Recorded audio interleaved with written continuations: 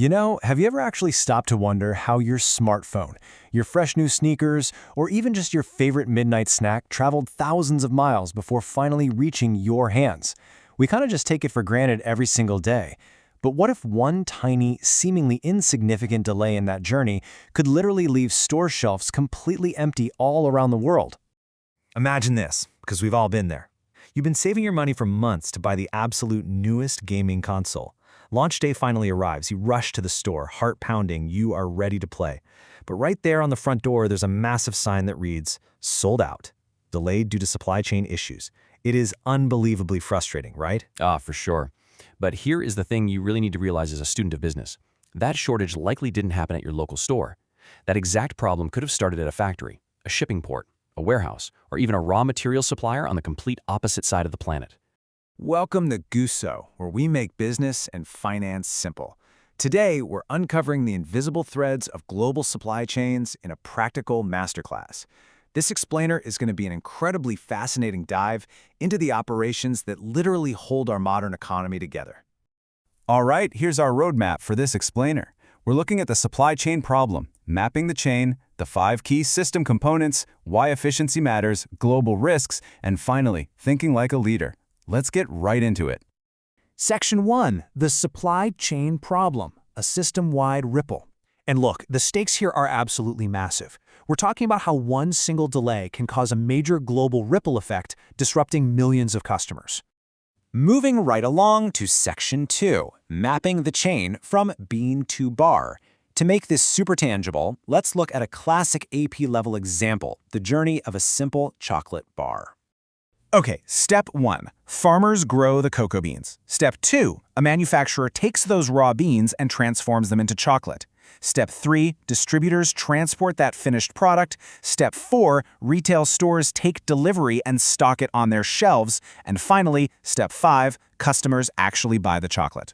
Right, so basically it's like a giant house of cards. If any one of these steps fails, say the farmers have a bad crop, or the distributor's trucks break down, the entire chain just collapses.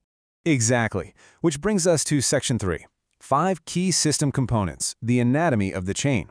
Let's break this massive macro system down into its 5 foundational parts that every business student needs to memorize.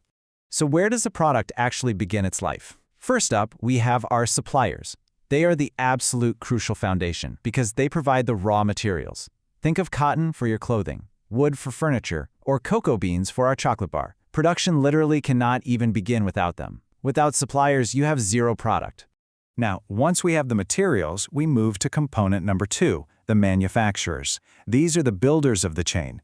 Picture massive car factories, smartphone assembly plants, or huge food processing facilities. Their entire job is to take those raw resources and transform them into consumer-ready, finished goods. But finished products just sitting around in a factory don't really do us any good, right? They've got to move. Spot on. That brings us to component 3. Logistics and transportation. We're talking about the movement of products via massive cargo ships, entire fleets of trucks, freight trains, or cargo airplanes. Interestingly enough, managing this vast logistics network is often the most expensive part of the entire supply chain for any business. Component 4 is warehouses. Think of these as strategic holding zones. Businesses utilize these massive warehouses to manage their inventory efficiently, keeping products stored safely before they ever reach the store shelves. It allows them to perfectly balance supply and demand without totally overwhelming the retail spaces. And finally, component 5, retailers. This is where we come in. Supermarkets, clothing stores, and of course, those massive online marketplaces we all use. It's the final business destination where everyday people actually interact with the supply chain. Let's shift to the corporate perspective in Section 4, why efficient chains matter, the bottom line. Why do businesses invest millions, or honestly sometimes billions of dollars, into keeping these systems running smoothly? I mean, it's kind of crazy how we just expect online orders to show up at our door in mere hours now. Well, that incredible speed is the direct result of an optimized chain. It is literally the engine of modern commerce. A smooth chain directly reduces overall business expenses, heavily increases product delivery speed, improves overall product quality, and ultimately, it boosts customer satisfaction and trust. Customers get what they expect exactly when they expect it. So let's look at what happens when things go wrong. Section 5, global risks and disruptions, the fragility of the system. We need to inject some real-world complexity into this model. Think about a standard smartphone. The screen might be manufactured in country A, the processor comes from country B, the battery is from country C. Exactly. And the final assembly? That might happen in country D. That means one single device depends on a massive intercontinental web of suppliers across several different continents just to come together perfectly. So you really have to ask yourself, what happens when things inevitably break down? It's a stark contrast. On one side, smooth operations give a business major cost reduction, high efficiency, and super satisfied customers. But on the flip side, disruptions cause severe financial damages, sudden price hikes, intense product scarcity, just like that sold-out gaming console we talked about earlier, and massive lost business sales. And the real world is totally full of these macro disruptions. Severe weather, massive port congestion, global transportation breakdowns, labor strikes, and sudden political conflicts. Any one of these events can force a global supply chain to basically grind to a halt, leaving store shelves completely bare.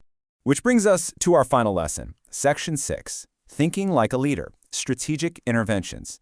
How do successful leaders actually protect their companies from these massive vulnerabilities?